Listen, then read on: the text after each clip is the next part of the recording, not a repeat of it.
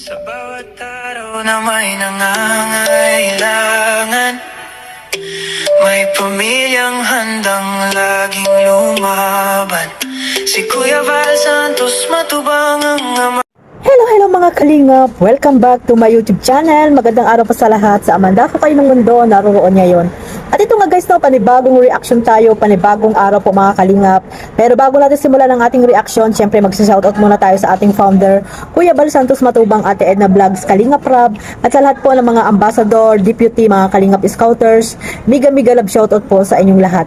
At sa mga kapwa OFW na walang sawang sumusuporta po sa aking maliit na YouTube channel at sa buong team Kalingap. Ganun din po yung mga nandiyan po sa Pilipinas at syempre sa mga bait na sponsor. Ayan, shoutout po. At sa mga kapwa ko po reactor, no? Na legit na reactor po na nandito sa Kalingap, especially po sa Karipa, Team Bios, Team Kamori, strikers, watchers, at sa lahat po ng mga reactor po na nandito po at hindi po mga kolorog or hindi po mga anti-kalingap na reactor. Ayan, basta po nandito sa Kalingap, mega love shoutout po sa inyong lahat. Ito mga kalingap, no, mayroon tayong nakuhang clip video po dito kay Kalingap Bishi. May pinag-uusapan po kasi sila dito na ito daw siguro ang magiging Manny Pacquiao, no, sa mga susunod na mga taon mga kalingap. Hindi man ngayon, pero sa siguro kasi nga may mga potential po, may potential itong batang ito mga kalingap. At ayun nga, napag-usapan dito nila Kalingap Rab, or nasabi ni Kalingap Rab doon sa live ni Kalingap Bishi. Sino ba itong tinutukoy ni Kalingap Rab na talagang parang magiging Manny Pacquiao daw po ito sa sunod na mga taon or mga sa balang araw mga kalingap, no? At alamin natin mga kalingap kung sino itong tinutukoy ni Kalingap Rab, no, mga kalingap. At ayan, no, sama-sama po muna natin panoorin itong clip video na nakuha ko po kay Kalingap Bishi. Si Kuya Jens daw, mas malakas pang suntok ni Jimel. Pero bilib bro si Coach JM kay Jimel, sabi daw. Sabi sa akin ni Coach JM, bro, may ano tong ano mo, bata mo, may potential to, sali natin. Lakas daw ng sumuntok kasi 14 years old, ang lakas ng suntok. Lakas na daw sumuntok. Oh, tapos ang isa pang nagustuhan niya, saka bro ito, bira ko makita ng itong bata na mahal yung boxing. Mahal daw niya yung boxing ni Jimel, talagang nag-ano siya eh. Siya yung nagpipumilit na pumunta doon bro, si Jimel. Tapos na-jogging yun. Pag umaga? May tama na. Baka si Jimel lang next Manny Pacquiao. Grabe. Baka si Jimel. Si Jimel lang next Manny Pacquiao. Abangan nyo guys. Ay, grabe. Si Base pang promoter. Si Fred Joy. Mga kalingap, sa hindi pa po nakasubscribe kay Kalingap Bishi, ayan, pasubscribe nyo na po at ibalik nyo na yung mga nag-unsub din dito kay Kalingap Bishi na mga supporters di umano ng Mikris. Ayan, ibalik nyo na po mga kalingap at ganun talaga, no? Dahil nandito tayo sa Kalingap, dapat po ay magmahalan lang po, love lang po, huwag nyo seryosohin yung inyong mga napapanood at mga sinasabi po nila Kalingap Bishi or yung iba pang mga keyboys na kasama po sa mga love team na binuo po ni Kalingap Rab, no? Ano lang po, trabaho lang, walang personalan, ika nga. So ayan, no, credit po dito sa clip video ni Kalingap Bishi. Ayan niya, narinig nyo naman na nag-uusap sila about po sa boxing, no, mga kalingap. At talagang puring-puri nung isang coach mga kalingap, itong si Jimel pala mga kalingap yung tinutukoy ni Kalingap Rab na may potential daw po maging isang boxingero mga kalingap. Mali natin, di ba? At ang tadhana or ang Panginoon ang makakapagsabi mga kalingap na balang araw, no, na si Jimel pala ay isang magiging Manny Pacquiao, di ba? Ng daet mga kalingap. So ayun nga, di ba, sabi nga ni Kalingap Rab, no, malakas pa daw sumuntok dito kay Kuya Jens. Ay, pambihira ka Kuya Jens. Tinalo ka pa pala ni Jemel sa suntukan. Talagang matikas at matigas daw talaga, no, napakaano daw talaga ni Jemel, malakas sumuntok mga kalingap. Kaya talagang love na love niya rin po yung pagiging isang boksingero mga kalingap. Kaya di ba, si Jemel ay talagang napakaswerteng bata rin dahil napunta po siya dito kay Kalingap Rab, kay Kuya Val, no.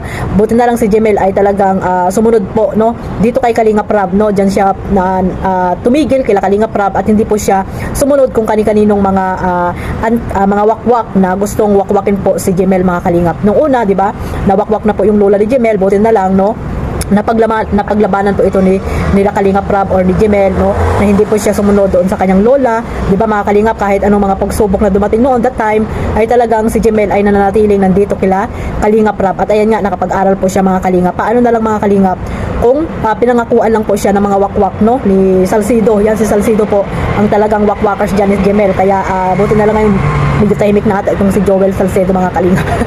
Mabuti nga yan, kabayang Joel, shoutout sa iyo dyan, mabuti na yan, tahimik ka na dyan sa iyong kinaroroonan ngayon, no? Mag-vlog-vlog ka na lang dyan para hindi ka lang matawag dito, ma-stress kaysa naman kung ano-ano yung nakikita mo dito sa Kalingap, wala namang mangyayari, di ba? So sana maging masaya ka na lang kasi nandiyan si Jemel, napakagwapo, di ba? Napakagwapo ngayon ang Richard, ano ba yun, Gomez, hindi pala, Romnick Sarmienta ng Kalingap, itong si Jemel, napakapogi mga Kalingap. At ay nakita nyo naman mga Kalingap ngayon na sa private po yan nag-aaral si Jemel at talagang tuloy-tuloy po ang pagpapaaral dyan ni Kalingap Rob, di ba? Na ano nga siya, dati na interview nila Kalingap Ian na ang sabi niya nga ay gusto niya maging pilot mga Kalingap. Yan po ang kanyang gustong makamit sa kanyang buhay, no? Pag nakapag-aral siya ng kolehiyo ay maging isang piloto mga Kalingap, no? Sana nga no mga Kalingap ay yan talaga yung kunin ni Jemel or yung mga aircraft mga Kalingap, yung about sa yung nagtatrabaho ka dyan sa tawag dito sa eroplano, di ba mga Kalingap, yan po yan, deserve po yan ni Jemel, no? Kasi nga nandiyan siya kay Kalingap Rob, di ba? Talagang pag nandiyan siya kay Kalingap Rob ay talagang mangyayari po yung mga gusto ni Jemel sa kanyang buhay. Basta maging mabait lang po siya dyan kila Kalingap Rob at syempre hindi siya magbabago, di ba mga Kalingap Rob, mga Kalingap. At ayun nga mga Kalingap, no, pag-usapan niya dyan, yan nga yung dyan sa live na talagang yan nga din yung isa sa mga gusto ni Jemel, no, maging isang boksingero na malay natin, di ba mga Kalingap, hindi natin mabilis lang ang panahon, di ba, na isa si Jemel sa maging isang Manny Pacquiao, sabi nga ni Kalingap Rob, di ba? Tuwan-tuwa si Kalingap Rob, talagang proud na proud siya dito kay Jemel mga Kalingap. At alam naman natin si Jemel ay talagang malaki ngayon ang katawan ni Jemel, biglang binata na si Jemel ngayon. At syempre papugi ng pabugi mga Kalingap, katulad ni Kalingap Rob, parang nilang anak na yan, kamukha na rin ni Jack itong si Jemel. At talagang yung pagturing talaga ni Jack dito kay Jemel ay parang anak na rin po mga Kalingap, anak, kapatid, at hindi nila tinuturing na ibang tao po itong si Jemel dahil alam niyo po mga Kalingap kung sino pa yung mga nakasupport dito sa Kalingap, kung gaano kaliit pa yan or bata pa si Jemel ay nandiyan na po kila Kalingap Rob yan. Kaya grabe po yung kanilang pagmamahal din dito kay Jemel, no? At ayan nga, sana maging Manny Pacquiao.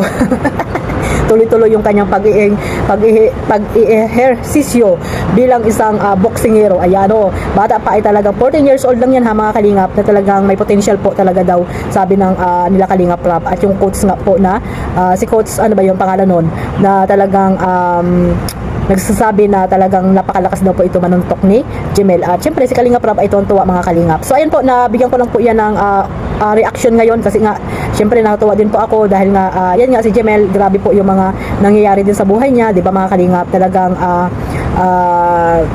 hindi po siya nagpadala sa mga taong gusto siyang kunin dati mga Kalingap. At syempre yung nanay niya ay nandiyan lang naman, no? May mga kapatid pa rin si Jemel na pag nakapagtapos siya ng pag-aaral ay syempre matutulungan niya po yan mga Kalingap. So sana maging mabait lang at mag-aaral lang mabuti itong si Jemel. At nandito lang naman sila Kuya Bal, Kalingap Rob, syempre na nakasupport sa kanya, di ba mga Kalingap? So ayun mga Kalingap, no, hanggang dito na lang po ang aking reaction. At syempre maraming salamat po sa walang sawang pagsuporta sa aking maliit na YouTube channel Kalingap Maymay. Sa mga bago ko pong subscriber at sa mga hindi pa po nakasubscribe, pa-subscribe na po mga Kalingap. At huwag niyo pong kalimutan suportahan syempre mga charity vlogger, no? Sila Kalingap Jomar, ayan, sila Kalingap Edo, Kalingap Dan, mga ambassador, sila Carla Tupular Vlog, mga deputy, at syempre ang ating founder Kuya Bal, at syempre si Kalingap Rob. Ayan mga Kalingap, at God bless po sa lahat. Mabuhay po ang Team Kalingap. Bye-bye!